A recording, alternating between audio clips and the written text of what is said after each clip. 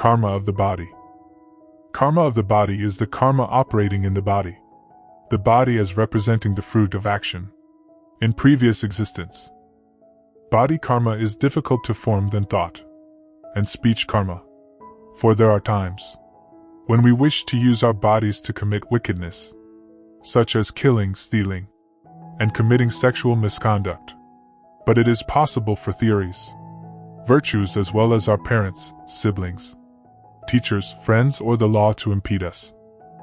Thus we are not carry out the body's wicked karma. The other two karmas are the karma of the mouth and of the mind. According to Buddhism, man is pancakanda. The physical body is produced from the essence of food, which is a combination of multiple conditions in the world, digested by the father, communicated to the mother, and established in the womb. Such a person is conditioned by this physical and mental world. He relates closely to others, to society, and to nature, but can never exist by himself. The 5 aggregates of man are the operation of the 12 elements, among which aggregate of form is understood as a person's physical body. Aggregate of feeling includes feelings of suffering, of happiness, and of indifference. It is known as feelings arising from eye contact, ear contact, nose contact, tongue contact, body contact, and mind contact. Aggregate of perception includes perception of body, of sound, of odor, of taste, of touch, and of mental objects or phenomena. Aggregate of activities is all mental, oral, and bodily activities. It is also understood as vocational acts occasioned by body, by sound, by odor, by taste, by touching, or by ideas. Aggregate of consciousness includes eye, ear, nose, tongue, body, and mind consciousnesses. In the Turning the Dharmakakra Sutra, the Buddha taught very clearly about the Pancakanda as follows. Bhiksus, the form, feeling, perception, activities, and consciousness are impermanent, suffering, and void of the self. Let us examine the body and mind to see whether in either of them we can locate the self. We will find in either of them. Then, the so-called self is just a term for a collection of physical and mental factors. Let us first look at the aggregate matter of form. The aggregate of form corresponds to what we would call material or physical factors. It includes not only our own bodies, but also the material objects that surround us. Houses, soil, forests, and oceans, and so on. However, physical elements by themselves are not enough to produce experience. The simple contact between the eyes and visible objects, or between the ear and sound, cannot result in experience without consciousness. Only the co-presence of consciousness together with the sense of organ and the object of the sense organ produces experience. In other words, it is when the eyes, the visible object, and consciousness come together that the experience of a visible object is produced. Consciousness is therefore an extremely important element in the production of experience. Consciousness, or the sixth sense, or the mind. This sense organ together with the other 5 sense organs of eyes, ears, nose, tongue, and body to produce experience. The physical and mental factors of experience work together to produce personal experience, and the nature of the 5 aggregates are in constant change.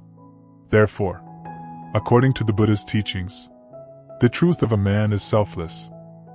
The body and mind that man misunderstands of his self is not his self. It is not his, and he is not it.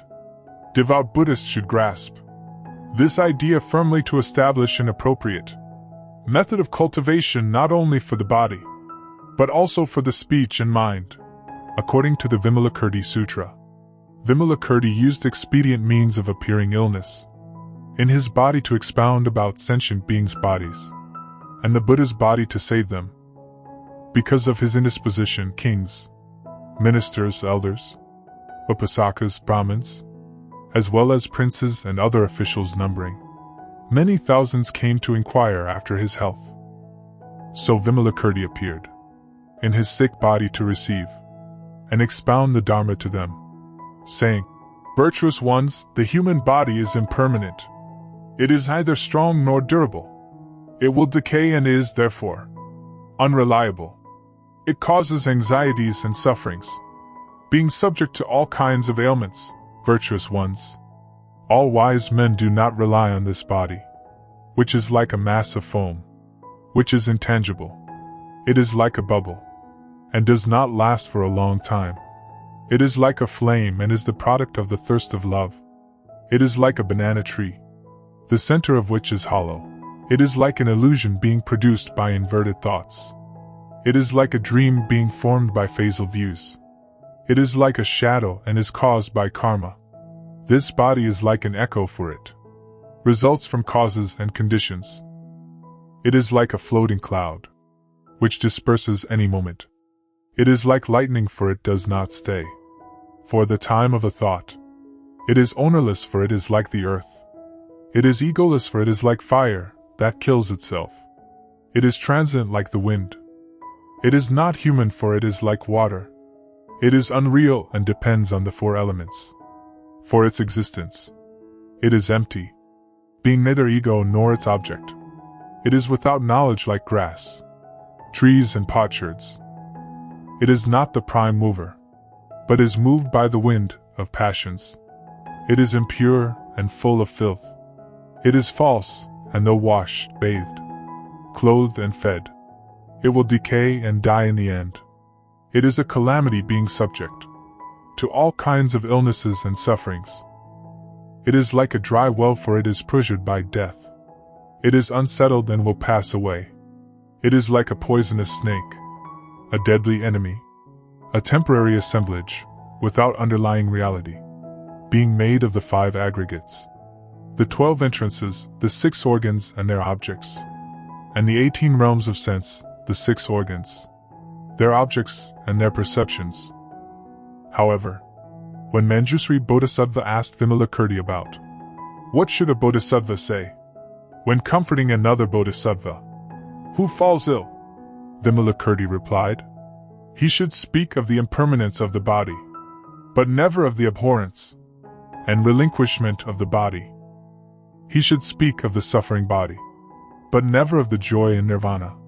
He should speak of egolessness in the body while teaching and guiding all living beings, in spite of the fact that they are fundamentally non-existent in the absolute state.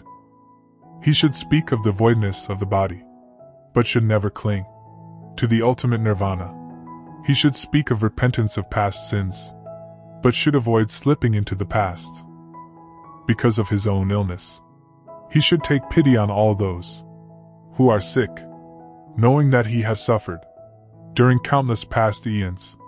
He should think of the welfare of all living beings. He should think of his past practice of good virtues, to uphold his determination for right livelihood. Instead of worrying about troubles, klesa, he should give rise to zeal and devotion in his practice of the Dharma. He should act like a king physician to cure others' illnesses. Thus a bodhisattva should comfort another sick bodhisattva to make him happy. A sick bodhisattva should look into all things in this way. He should further meditate on his body, which is impermanent, is subject to suffering and is non-existent and egoless. This is called wisdom. Although his body is sick, he remains in the realm of birth and death for the benefit of all living beings, without complaint. This is called expedient method upaya. Manjusri. He should further meditate on the body, which is inseparable from illness, and on illness which is inherent in the body, because sickness and the body are neither new nor old. This is called wisdom. The body, though ill, is not to be annihilated. This is the expedient method for remaining in the world, to work for salvation. Virtuous ones, the human body being so repulsive, you should seek the Buddha body. Why? Because the Buddha body is called Dharmakaya. the product of boundless merits and wisdom, the outcome of discipline, meditation, wisdom, liberation and perfect knowledge of liberation, the result of kindness, compassion, joy and indifference to emotions, the consequence of the six perfections or paramithas, charity, discipline, patience, zeal, meditation and wisdom, and the sequel of expedient teaching, upaya, the six supernatural powers, the three insights, the 37 stages contributory to enlightenment, serenity and insight, the 10 transcendental powers, disabala, the 4 kinds of fearlessness, the 18 unsurpassed characteristics of the Buddha, the wiping out of all evils, and the performance of all good deeds, truthfulness, and freedom from looseness and unrestraint. So countless kinds of purity and cleanness produce the body of the Tathagata. Virtuous ones, if you want to realize the Buddha body, in order to get rid of all the illnesses of a living being, you should set your minds on the quest of supreme enlightenment, Anuttara Samyak Sambodhi. Devout Buddhists should always remember that all things have changed and will never cease to change. The human body is changeable, thus governed by the law of impermanence. Our body is different from the minute before to that of the minute after. Biological researches have proved that the cells in our body are in constant change, and in every 7 years the old cells have been totally renewed. These changes help us quickly grow up, age and die. The longer we want to live, the more we fear death. From childhood to aging, human life is exactly like a dream, but there are many people who do not realize. Therefore, they continue to launch into the noose of desire. As a result, they suffer from greed, and will suffer more if they become attached to their possessions. Sometimes at time of death, they still don't want to let go anything. There are some who know that they will die soon, but they still strive desperately to keep what they cherish most. However, of all precious jewels, life is the greatest. If there is life, it is the priceless jewel. Thus, if you are able to maintain your livelihood, someday you will be able to rebuild your life. However, everything in life, if it has form characteristics, then, inevitably, one day it will be destroyed. A human life is the same way. If there is life, there must be death. Even though we say 100 years, it passes by in a flash, like lightning streaking across the sky, like a flower's blossom, like the image of the moon at the bottom of a lake, like a short breath. What is really eternal? Sincere Buddhists should always remember, when a person is born, not a single dime is brought along. Therefore, when death arrives, not a word will be taken either.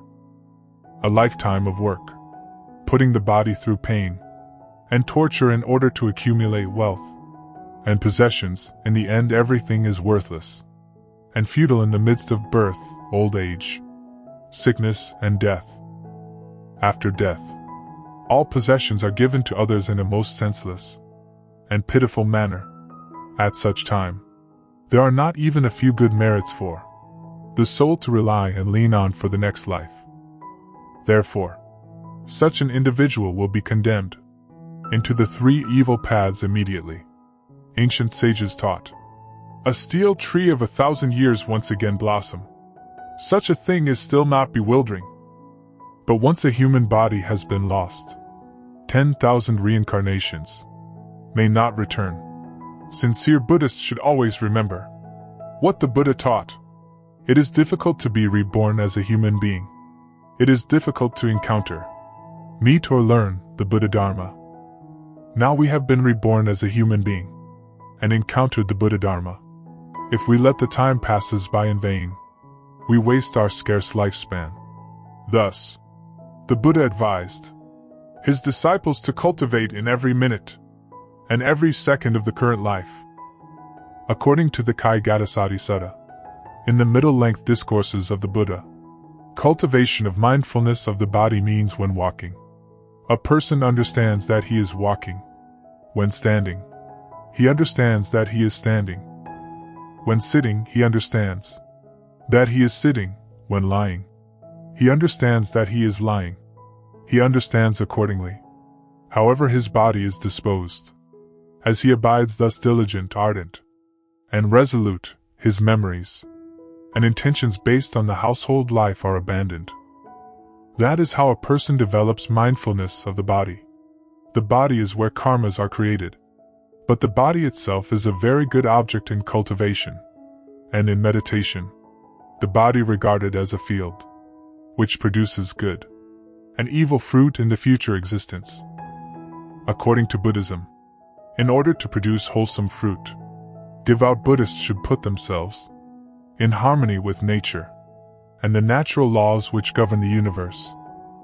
This harmony arises through charity, generosity, love, and wisdom, for they are the causes of unselfishness, sympathy and altruism, compassion and equanimity, humanity and goodwill, renunciation and serenity.